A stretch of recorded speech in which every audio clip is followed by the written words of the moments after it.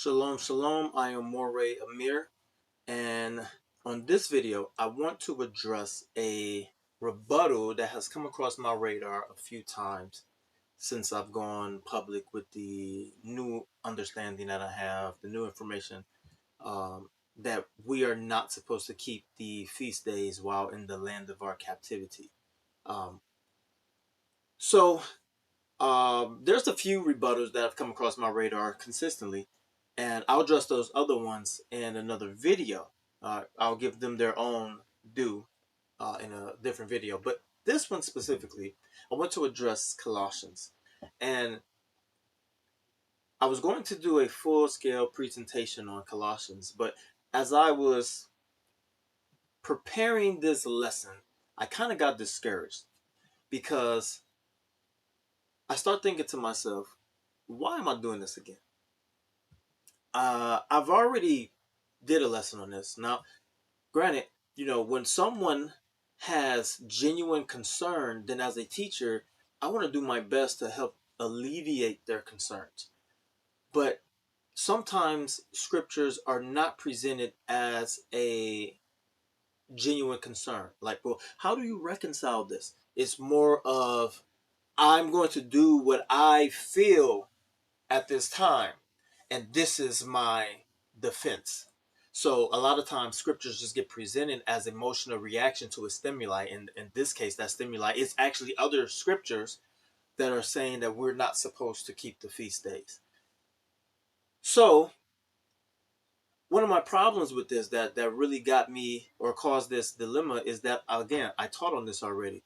I have a video on my page, probably not the best quality, but I have a video on my page from maybe like 5-6 years ago where I was discussing this very topic. And that video was intended for new believers who have left Christianity, has come into their Israelite heritage, and now at this time are trying to encourage uh, their Christian counterparts to go away from Christmas and Thanksgiving and Easter and all of these other things that they were celebrating. See, at this time, yeah, sure, I had a different understanding than I do now about the feast days. Either way, it was from an Israelite perspective, hey, we are to keep the feast. And then the reaction from the Christian community would be Colossians. It would be the very same scriptures that is the object of concern now, where it tells you, let no man judge you in feast days and stuff like that. And they would present that information as if to say, um, you cannot judge me for not doing these things. You cannot judge me for not doing these things. So at that time, I was presenting this information for the new believer of Torah, right, to understand the context of this so that they, in their own right, would have a proper defense if a Christian used that scripture as a means of saying, I don't have to keep the feast. Now, ironically, they're not wrong in not keeping the feast. They're doing other things, but ironically, they're actually not wrong. But this scripture is not for that. So they're, a broken clock is right 2 times a day. So they just so happened to throw something at the wall and coincidentally was right, although they took it out of its context. So they just happened to be lucky to get that right. Now, with that being said, now here we are. It is 2025. So much time has passed, and I look like I have to address this rebuttal from Israelites to people like myself.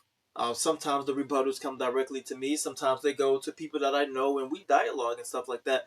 But either way, it now appears that this has to be reconciled yet again when the scripture hasn't changed. This hasn't changed.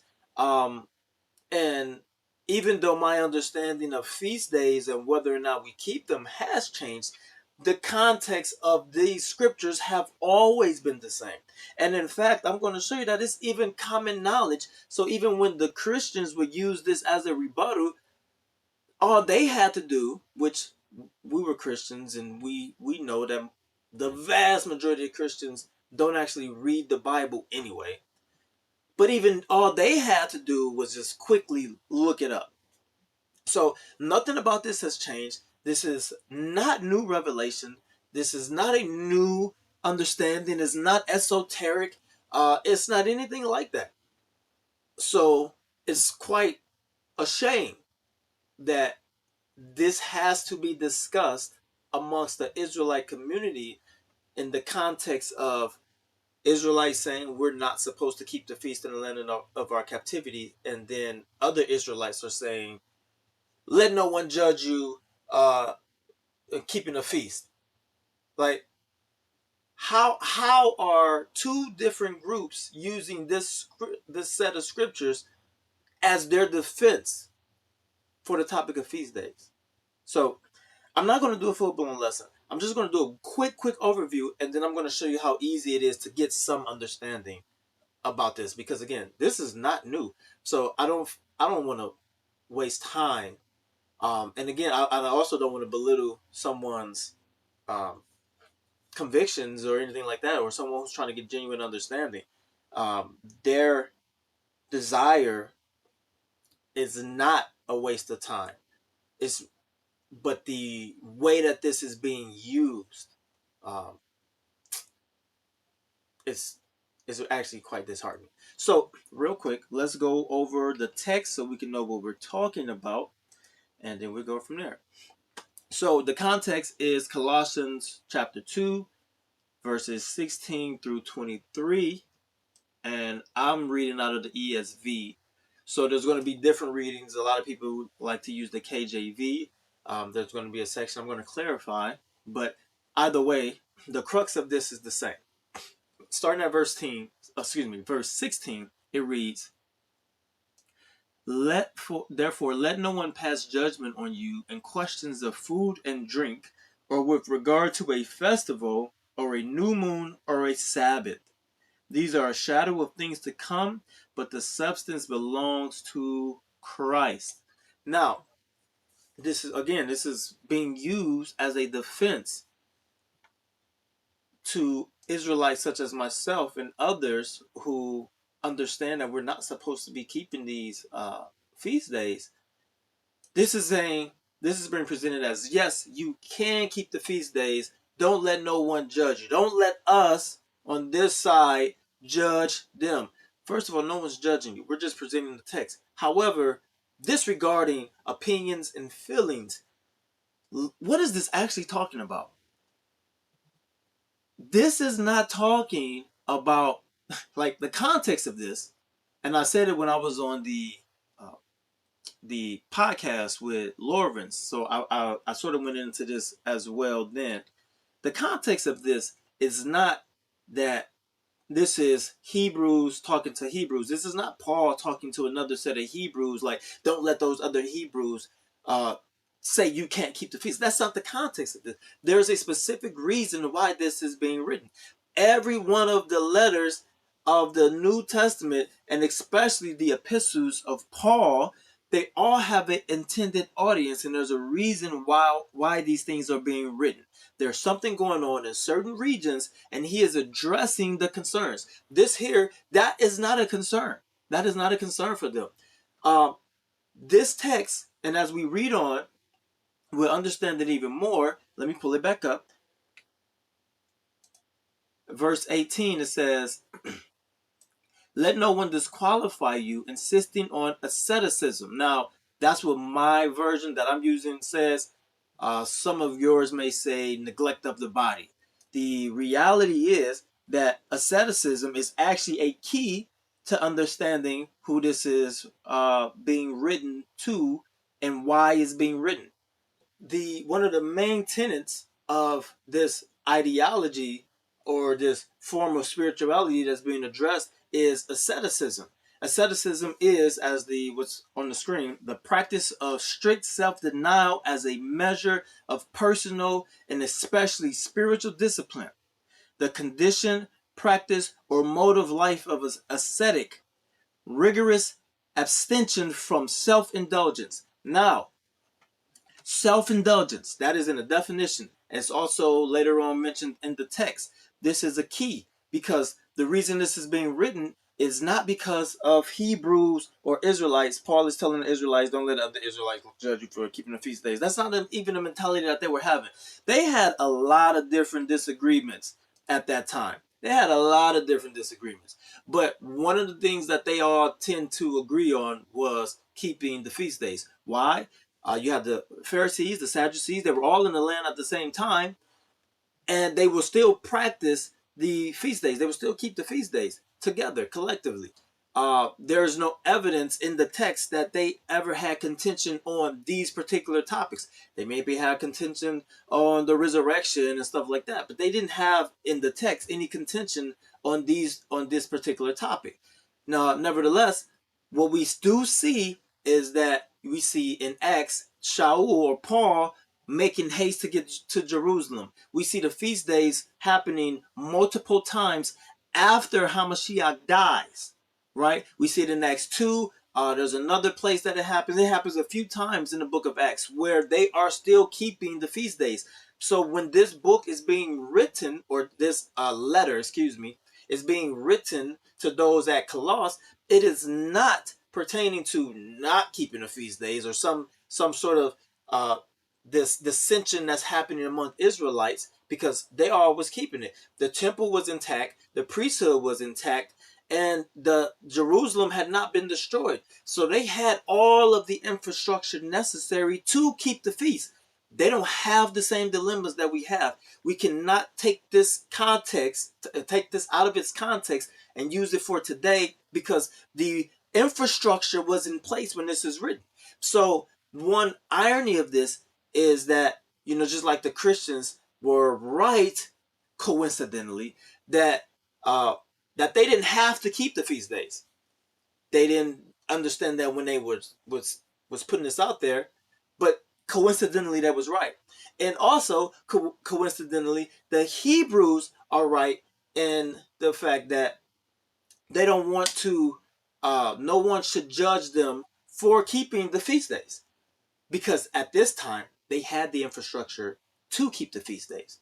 This is not what we have today, right? So the ideology that is being combated through this letter is Gnosticism. It is not legalism, right? It is not, or any sort of thing pertaining to Israelites. Now, some Israelites might have been adopting these tenets of Gnosticism, but this is not a rebuttal to Israelites. It is a rebuttal to the thought, the spirituality, the wave of Gnosticism that was sweeping during that time. So asceticism is a key to understanding what it's talking about. And one of the practices that Gnostics had, asceticism, is the antithesis of what an Israelite practiced. So there are trace amounts of asceticism in our walk, our Hebrew understanding. And honestly, it's not even truly appropriate to call it asceticism, because asceticism is a strict self-denial. The traces that we have come in the form of fasting, but a lot of the Hebrew fast was from sunrise to sunset. That was primarily a Hebrew fast. This is also why it needs to be stated for Day of Atonement that the fast is from evening to evening, because our typical fast, and this is not to say that there is not any outliers, but the typical fast was from sunrise to sunset. That's a typical Hebrew fast. But the asceticism that they are practicing through the ideology or the pseudo spirituality of Gnosticism is one that is greater than that, or even just a consistent neglecting of eating, because they viewed the body as being evil and matter being evil. So they wanted to punish the body or get the body into submission by not eating. Their whole thought was to escape the body, right? And that is a form of gaining the gnosis, right? This idea that they could transcend the body or ascend through the body, escape the body to become free. That's not our way of life as Hebrews. So, with asceticism being a strict form of self denial, what we end up looking at, as I was saying, is the antithesis. Well, what's the antithesis of strict self denial? Like non indulgence? A feast. A feast is the opposite of asceticism.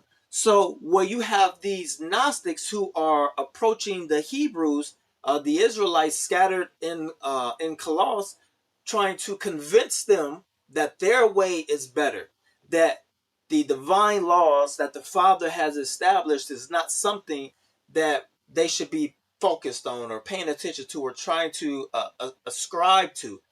So they're telling them not to keep these feasts because their ideology is self-denial, neglect of the body, right? So it's not just eating; it's the pleasures of the flesh, the normal pleasures of the flesh, which is sex between a husband and wife, right? As many times, a lot of people will look at the text and read off, "Be fruitful and multiply," um, in Genesis. But if you do a study on that, you will find out how many times the Father told us in some variation or another to be fruitful and multiply. It does not cease throughout the Tanakh. It does not cease throughout the Tanakh. Even in captivity, he tells us that. Even in captivity, he tells us to be fruitful and multiply, increase and do not decrease. So, abstaining from procreation is not something of the Hebrew way. Now, asceticism will teach you that asceticism through the form of Gnostic understanding and ideology will teach you that you don't need to have sex. You don't have to engage in this to refrain from doing these things. It helps you gain a level of spirituality. So as we go on and reread the rest of this text, and then I'm just going to show you how easy it is and why this is essentially why I'm calling it a waste of time, because it's so easy to just get an understanding of this. But the things that the Gnostics will not do and teach that we should not do are the very thing that make Israelites Israelites. All right. So keeping feasts, again, the infrastructure has to be in place, but keeping feasts, that's something we do. Celebrating, that's something we do. Naming ceremonies. A child is being weaned. Let's have a feast for that. Someone comes to your house who come from a long journey. Hey, let's have a big feast for that. Like, this is just a part of who we are, a celebratory people. Yes, which is sort of why we struggle to let go of the idea that we can't do this in captivity. But there was always something that we had a reason to have a big meal for. That's just who we are. That's how we operated. Wedding feasts and all of these different things, right? So the mind of an ascetic, the mind of a Gnostic is anti those things. But a mind of an Israelite is pro those things, right? So, well, as we continue and we look at the rest of the passages with the idea of Gnosticism in the front of our mind, everything makes sense. All right, so verse 18 again says, "Let no one disqualify you, insisting on asceticism and worship of angels, and going on in detail about visions, puffed up without reason by his sensuous mind, and not holding fast to the head, from whom the whole body, nourished and knit together through its joints to ligaments, grows with a growth that is from Elohim." Verse 20, "If with Christ you died to the elemental spirits of the world, why, as if you were still in the world, do you submit to regulations?" What are these regulations? Verse 21, "Do not handle, do not taste, do not touch." What did we just say? What did we just talk about with Gnosticism? All right. Do not handle, do not taste, do not touch. He's not talking to Israelites. Well, he's talking to Israelites, but this is not about an Israelite ideology. This is about a Gnostic ideology. Verse 22, referring to things that all perish as they are used, according to human precepts and teachings. These have indeed an appearance of wisdom in promoting self-made religion and asceticism. And again, here also a lot of the translations will say neglecting of the body or neglect of the body. Self-made religion and asceticism and severity to the body, but they are of no value in stopping the indulgence of the flesh. So again, the way of an Israelite is the antithesis of the way of a Gnostic. So Paul was writing to Israelites in Colossus, defending their right to subscribe to or to obey the instructions to be able to keep these things, right? And so these people in Colossus would do just like everyone did in Acts chapter 2. They would make their way down to Jerusalem when these set apart appointed times occurred, and they would keep these feasts. But when they're back in Colossus, you have these Gnostics who are teaching them not to do these things, to take on their ways that may seem like they're righteous, that may seem like they have value, that may seem like a higher level of spiritualism, which is how we fall into a lot of stuff today. That we fall into these things of hearing, because YouTube and social media, we hear these different ways, like don't eat this, don't eat this, don't eat this, don't do that, don't do that, don't do that. And it can sound convincing, but if we are believers of the book, then we should be able to trace those things to the book. Like, for example, I just did a 2 hour 45-minute presentation on why we are not and how I came to that understanding of the feast. I did not Anytime I gave my opinion, it was after scripture.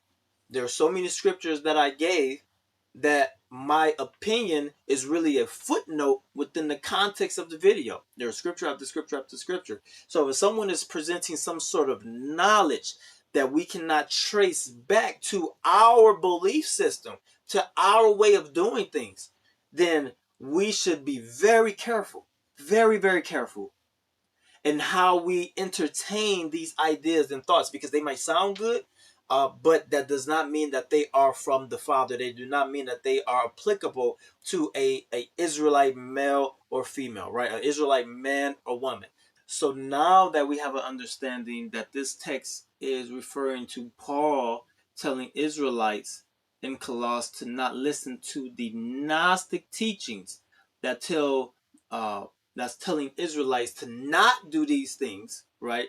And that this text is not Paul telling Israelites not to listen to other Israelites who are saying, hey, don't keep the feast, right? It's not talking about that. It's combating Gnosticism. Now that we understand this, I want to show you how simple it is to understand the cultural context. We got to stop taking things out of their cultural context. So let me show you how easy it is. Let me pull up this thing. It's called the internet. And how can I do this real quick? Let's pull up Google. All right. So how can we do this?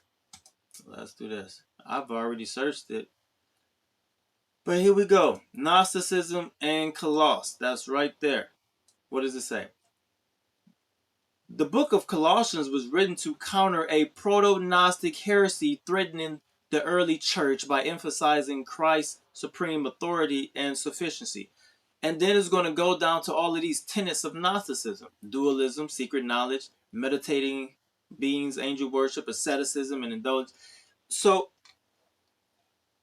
the first thing you would want to do if you're trying to understand a book, also have to understand that anytime you Google, most of the time you Google something about the Bible, you're going to get a Christian perspective. But this is why this is so disappointing. Because even with a Christian perspective, it tells you that this has been written to combat Gnosticism. Even from a Christian perspective. So how or why we have Hebrews who are misusing this text to speak or to encourage other Hebrews that they can keep the feast in captivity, or to combat us like we are some sort of heretics when we are using the Bible explicitly and only. I didn't touch anything else outside of that. The Bible only and all of the scriptures. So when someone of our belief system is using this Colossians 16 to justify them keeping the feast,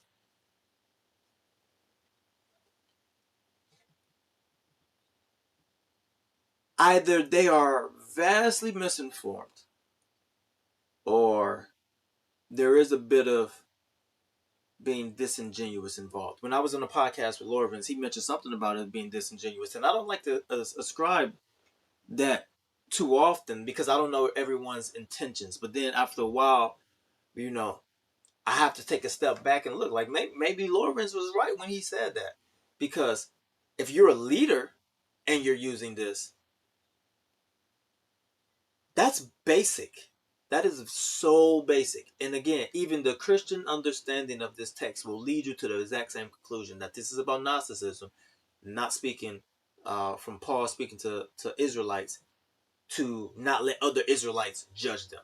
That ain't what this is about. It ain't about legalism. It ain't about none of this stuff. So be careful out there. Make up your own mind. Make up your own mind. I encourage you. And whatever side of the fence that you fall on, may the Most High guide you into all truth. But be very careful, because there are people who benefit from us keep feast days in captivity. There are people who have uh, their reputations at stake, and they care more about their reputation than they care about actually teaching what is biblically sound and biblically accurate. And so if they put out there that this is what we're supposed to do, some of them are willing to die on that hill versus change course. And that's unfortunate, but that is reality. So seek out the answers for yourself. Ask questions. I've made myself available to help people, but you don't have to seek out me. I'm not trying to be the face of this. I really not. Like, you know, don't be surprised if I disappear again in another 2-3 months, simply because I just like being with my family. And this has consumed a lot of my time the past 3 to 4 weeks that I've been doing and speaking about this.